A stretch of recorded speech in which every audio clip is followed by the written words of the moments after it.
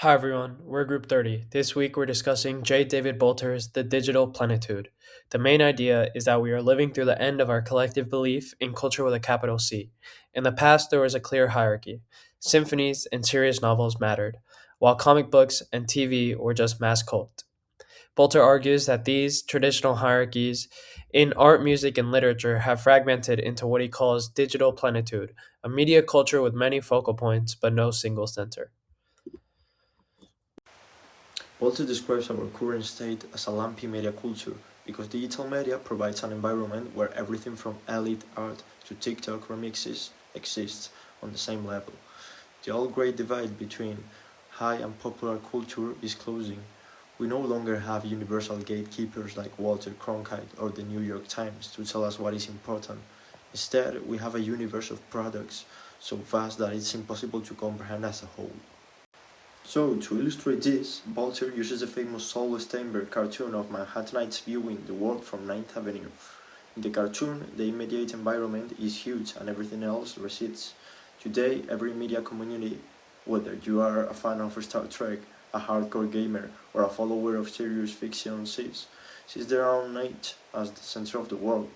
There are many centers now, but there is no center for the culture as a whole.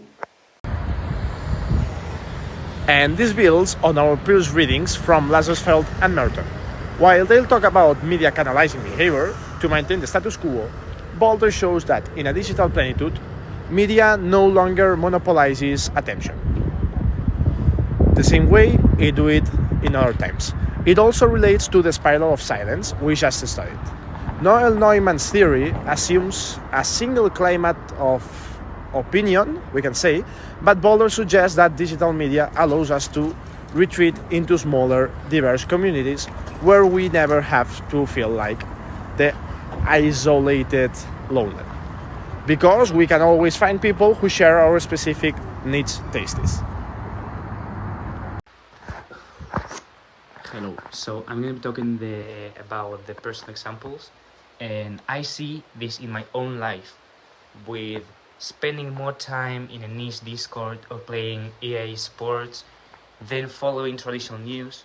To me, that community is the center, and I don't feel the need to justify it as an art. We see this political side of this in the 2016 elections. Bolter points out that for many voters, Fox News or a Twitter stream is more reliable than the elite New York Times. In reflection, we agree with Bolter that this multiplicity isn't a problem to be solved, it's just the reality of our age. However, the loss of a shared center makes it much harder for society to function on a community level when we no longer have shared assumptions. That's Group 30. Thanks for watching.